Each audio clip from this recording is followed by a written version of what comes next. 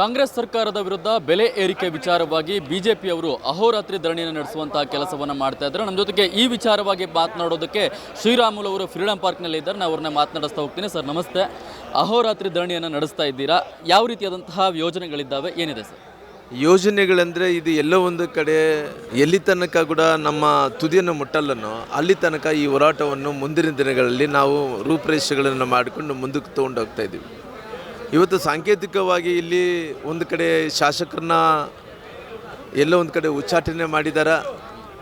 ಆ ಶಾಸಕರು ಉಚ್ಚಾಟನೆ ಮಾಡಿದ ತಪ್ಪು ಅಂದೇಳಿ ಬೆಳಗ್ಗೆ ಕೂಡ ನಮ್ಮ ನಾಯಕರಾದಂಥ ಅಶೋಕಣ್ಣವರು ಮತ್ತು ವಿಜೇಂದ್ರವರು ಎಲ್ಲರೂ ಕೂಡ ಹೋಗಿ ಸ್ಪೀಕರ್ ಕೂಡ ಮನವಿ ಪತ್ರವನ್ನು ಕೊಟ್ಟು ಬಂದಾರ. ಇವತ್ತು ಬೆಲೆ ಏರಿಕೆ ವಿಚಾರದಲ್ಲಿ ನಾವು ಹೋರಾಟವನ್ನು ಮಾಡ್ತಾಯಿದ್ದೀವಿ. ಇಷ್ಟೊಂದು ದೊಡ್ಡ ಬೆಲೆ ಏರಿಕೆಯನ್ನು ಮಾಡಿದ ನಂತರ ಕೂಡ ಇವತ್ತು ಎಲ್ಲೋ ಒಂದು ಕಡೆ ಮುಖ್ಯಮಂತ್ರಿಗಳು ಪಲಾಯನಾಗಿ ಹೋಗಿ ಡೆಲ್ಲಿಯಲ್ಲಿ ಕುಂತಾರ. ಇವತ್ತು ಪರಿಸ್ಥಿತಿ ಏನಾಗ್ತಾಯಿದೆ ಅಂದರೆ ಯಾರು ಕೂಡ ಜವಾಬ್ದಾರಿ ತೊಗೊಂಡಂಥ ವ್ಯಕ್ತಿಗಳು ಇಲ್ಲ. ಹಂಗಾಗಿ ನಾವೆಲ್ಲೋ ಒಂದು ಕಡೆ ಜನರ ಮೇಲೆ ಹೊರೆ ಆಗಬಾರ್ದು, ಜನರಿಗೆ ತೊಂದರೆ ಆಗಬಾರ್ದು. ಜನರ ಕಷ್ಟದಲ್ಲಿದ್ದಂಥ ಟೈಮಲ್ಲಿ ಅವ್ರಿಗೆ ಎಲ್ಲೋ ಒಂದು ಕಡೆ ಶಕ್ತಿ ತುಂಬಬೇಕು ಅನ್ನೋಂಥ ಕಾರಣದಿಂದ ಈ ಹೋರಾಟವನ್ನು ಮಾಡ್ತಾಯಿದ್ವಿ. ಹಂಗಾಗಿ ಬಹುಶಃ ಇವತ್ತು ಸರ್ಕಾರಕ್ಕಂತೂ ನನಗೆ ಗೊತ್ತಿರೋ ಪ್ರಕಾರ ಅದಕ್ಕೆ ಕಣ್ಣು ಕಾಣಲ್ಲ, ಕಿವಿ ಕೇಳಲ್ಲ, ಮಾತಾಡೋಕ್ಕೂ ಬರಲ್ಲ, ಕಣ್ಣು ಮೂಗು ಬಾಯಿ ಎಲ್ಲವನ್ನೂ ಮುಚ್ಕೊಂಡು ಕುಂತೈತೆ. ಯಾಕಂತ ಹೇಳಿದ್ರೆ ಅದಕ್ಕೆ ದುರಂಕಾರ ಪ್ರಾರಂಭ ಆಗಿದೆ. ಇವತ್ತು ಅಹಂಕಾರ ಅಧಿಕಾರ ಅನ್ನೋಂಥದ್ದು ಕೂಡ ಒಂದು ಕಡೆ ಕೂಡ್ತದಲ್ಲ, ಅದು ಪತನ ಅನ್ನೋಂಥದ್ದು ಕೂಡ ಜನರು ತಿಳ್ಕೊಬೇಕಾಗಿದೆ. ಹಂಗಾಗಿ ಕಾಂಗ್ರೆಸ್ ಸರ್ಕಾರ ಇವತ್ತು ಇಡೀ ರಾಜ್ಯವನ್ನು ದಿವಾಳಿ ಎಬ್ಬಿಸಿದೆ, ಖಜಾನೆ ಖಾಲಿ ಮಾಡಿಕೊಂಡಿದೆ, ಅಭಿವೃದ್ಧಿ ಕೆಲಸಗಳು ಆಗ್ತಾಯಿಲ್ಲ. ಇವತ್ತು ಎಲ್ಲವನ್ನು ನೋಡಿದಂಥ ಟೈಮಲ್ಲಿ ಅವರು ಸ್ವಾರ್ಥ ಸಲುವಾಗಿ ಮಾಡಿದಂಥ ತಪ್ಪಿನಿಂದನೇ ಇವತ್ತು ಈ ರಾಜ್ಯದ ಜನರು ಪಶ್ಚಾತ್ತಾಪವನ್ನು ಪಡಿತಾ ಇದ್ದಾರೆ. ಹಂಗಾಗಿ ಅವರು ಪಶ್ಚಾತ್ತಾಪವನ್ನು ಪಡಿತಾ ಇದ್ದಾರೆ ಅಂದರೆ ಕೂಡ ಇವತ್ತು ಅವ್ರಿಗೇನು ಲೆಕ್ಕ ಇಲ್ಲಾರ್ದಂತೆ ಇವತ್ತು ಹೋಗ್ತಾ ಇದ್ದಾರೆ. ಮುಂದಿನ ದಿನಗಳಲ್ಲಿ ಭಾರತೀಯ ಜನತಾ ಪಾರ್ಟಿ ಅನೇಕರು ಕೂಡ ಈ ರೀತಿ ಮೂಗುದಾಣವನ್ನು ಹಾಕಿ ಅವರು ಬಗ್ಸೋಂಥ ಕೆಲಸ ಕೂಡ ಮಾಡಿದ್ವಿ. ಮುಂದಿನ ದಿನಗಳಲ್ಲಿ ಕಾಂಗ್ರೆಸ್ನ ಮೂಗುದಾಣವನ್ನು ಹಾಕಿ ಅವರು ತಲೆ ಬಗ್ಗಂಥ ಕೆಲಸ ನಾವು ಮಾಡ್ತೀವಿ. ಯಡಿಯೂರಪ್ಪನವರು ಕೂಡ ಇಲ್ಲಿ ಭಾಗವಹಿಸಿದ್ರು, ಜೊತೆಗೆ ಸಾಮಾನ್ಯ ಕಾರ್ಯಕರ್ತರು ಕೂಡ ಬಂದು ಹೋರಾಟದಲ್ಲಿ ಭಾಗವಹಿಸುವಂಥ ಕೆಲಸವನ್ನು ಮಾಡ್ತಾ ಇದ್ದಾರೆ. ಸರ್ ಏನು ಹೇಳ್ತೀರಾ ಈ ವಿಚಾರ? ಅದು ಎಲ್ಲೋ ಒಂದು ಕಡೆ ಹೋರಾಟಗಳಂದ್ರೆಗಿನ ಹಂಗೆ, ಅದು ಹೋರಾಟ ಅಂದ ತಕ್ಷಣವೇ ಅವ್ರು ಕರಿಬೇಕು, ಇವ್ರು ಕರಿಬೇಕು, ಅವರು ಬರಬೇಕು, ಇವರು ಬರಬೇಕು ಅನ್ನೋದಿಲ್ಲ. ಪ್ರತಿಯೊಬ್ಬರು ಹುಡುಗರಿಂದ ಮಕ್ಕಳ ತನಕ ಕೂಡ ಹೋರಾಟದಲ್ಲಿ ಪಾಲ್ಗೊಳ್ತಾರೆ. ಇದೊಂದು ಜನಾಂದೋಲನ ಹೋರಾಟ ಆಗಿರೋ ಕಾರಣ ಎಲ್ಲರೂ ಬಂದು ಅವರು ಬೆಂಬಲವನ್ನು ಕೊಡೋದ್ರ ಮೂಲಕ ಜನರಿಗೆ ಪರಿಣಾಮ ಓರೆ ಆಗಬಾರ್ದು ಅನ್ನೋಂಥ ಕಾರಣದಿಂದ ಇವತ್ತು ಹೋರಾಟದಲ್ಲಿ ಬೆಂಬಲವನ್ನು ಕೊಡೋಂಥ ಕೆಲಸ ಮಾಡ್ತಾಯಿದ್ದಾರೆ. ಬಿಜೆಪಿ ಮತ್ತು JDS ಒಗ್ಗಟ್ಟಿನ ವಿಚಾರದಲ್ಲಿ JDS ಈ ಹೋರಾಟದಿಂದ ಹಿಂದೆ ಉಳ್ಕೊಂಡಿದೆ. ಸರ್, ಒಂದು ಕಡೆ ಕರೆ ಬಂದಿಲ್ಲ ಎನ್ನುವಂಥ ಒಂದು ವಿಚಾರಗಳು ಕೇಳಿಬರ್ತದೆ. ನಮ್ಮದೇ ಆದಂಥ ಅವ್ರದ್ದು ನಮ್ಮದು ಕೆಲವೊಂದು ಸಿದ್ಧಾಂತಗಳಿದ್ದಾವೆ. ಕೆಲವೊಂದು ಹೋರಾಟಗಳ ಸಂದರ್ಭದಲ್ಲಿ ಅವ್ರದ್ದೇ ಆದಂಥ ಹೋರಾಟಗಳು ಅವರು ಮಾಡ್ಕೋತಾರೆ, ನಮ್ಮದೇ ಆದಂಥ ಹೋರಾಟಗಳು ನಾವು ಮಾಡ್ಕೊತೀವಿ. ಚುನಾವಣೆ ಬಂದಂಥ ಟೈಮಲ್ಲಿ ರಾಷ್ಟ್ರೀಯ ನಾಯಕರು ಹೊಂದಾಣಿಕೆ ಮಾಡ್ಕೊಂಡು ಹೋದರೆ ಹೊಂದಾಣಿಕೆ ಮಾಡ್ಕೊಂಡು ಹೋಗ್ತಾರೆ.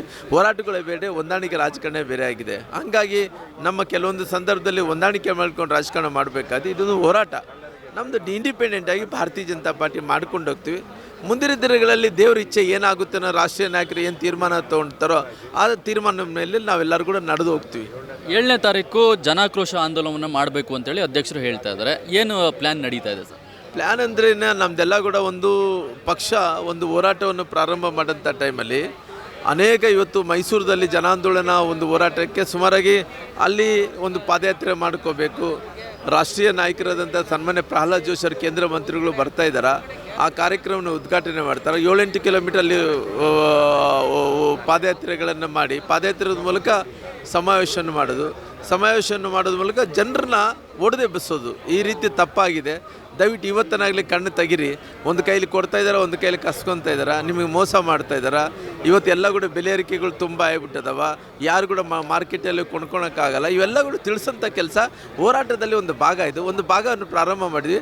ಇವತ್ತು ಒಂದು ಭಾಗ ಪ್ರಾರಂಭ ಮಾಡಿದರೆ ಇನ್ನು 99 ಭಾಗಗಳು ಇನ್ನೂ ಉಳಿದಾವ ಎಪಿಸೋಡ್ಗಳು. ಆ ಎಲ್ಲ ಎಪಿಸೋಡ್ಗಳು ಜನರಿಗೆ ತಿಳಿಸೋಂಥ ಕೆಲಸ ಮಾಡ್ತೀವಿ. ಈ ಬೆಲೆ ಏರಿಕೆ ವಿಚಾರವಾಗಿ ಯಾವುದೇ ರೀತಿಯಂಥ ಕ್ರಮವನ್ನು ರಾಜ್ಯ ಸರ್ಕಾರ ತೆಗೆದುಕೊಳ್ಳದೆ ಹೋದರೆ ವಿರೋಧ ಪಕ್ಷದ ನಡೆ ಯಾವ ರೀತಿ ಆಗಿರುತ್ತೆ? ನೋಡ್ರಿ, ಅವ್ರಿಗೆ ಏನಾಗಿದೆ, ಅವರು ಸ್ವಯಂಕೃತ ಅಪರಾಧ ಮಾಡಿಕೊಂಡಿದ್ದಾರೆ. ಸ್ವಯಂಕೃತ ಅಪರಾಧ ಅಂದರೆ ಅವ್ರಿಗೆ ಪ್ಲ್ಯಾನ್ ಇಲ್ಲ. ಅವರು ಬಜೆಟಲ್ಲಿ ಮಣಿಸೋಂಥ ಟೈಮಲ್ಲಿ ಈ ರೀತಿ ಬೆಲೆ ಏರಿಕೆ ಮಾಡ್ತೀನಿ ಅಂತ ಹೇಳಬೇಕಾಗಿತ್ತು. ಅವರು 4 ಲಕ್ಷ ಕೋಟಿ ಬಜೆಟನ್ನು ಮಣಿಸಿದಂಥ ಟೈಮಲ್ಲಿ ಆ 4 ಲಕ್ಷ ಕೋಟಿ ಯಾರಿಗೆ ಬೇಕಿತ್ತು? ಆ ಕಳೆದ ಬಾರಿ ಬಜೆಟನ್ನು ಮಣಿಸಿದಂಥದ್ದೇ 50% ಕೂಡ ಕಾರ್ಯರೂಪಕ್ಕೆ ತಂದಿಲ್ಲ.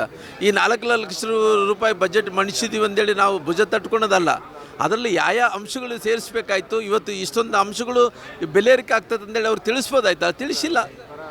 ಅವ್ರಿಗೆ ಗೊತ್ತಾದ ಎಲ್ಲೊಂದು ಕಡೆ ಪಲಾಯನ ಆಗ್ತಾರೆ ಅಂತೇಳಿ ಒಂದೇ ಒಂದು ಕಾರಣದಿಂದ ಮತ್ತೆ ಪಲಾಯನ ಆಗಿ ಇವತ್ತು ಬೇರೆ ಕಡೆ ಎಲ್ಲ ಡೆಲ್ಲಿಗೆಲ್ಲ ಹೊಂಟೋಗ್ಯಾರ. ಧನ್ಯವಾದಗಳು ಸರ್. ಇದಿಷ್ಟು ಶ್ರೀರಾಮುಲು ಅವರ ಮಾತುಗಳು. ಕ್ಯಾಮ್ರಾ ಪರ್ಸನ್ ಸೂರ್ಯಪ್ರಕಾಶ್ ಜೊತೆಗೆ ಶರತ್, ಅಶ್ವವೇಗ ನ್ಯೂಸ್, ಬೆಂಗಳೂರು.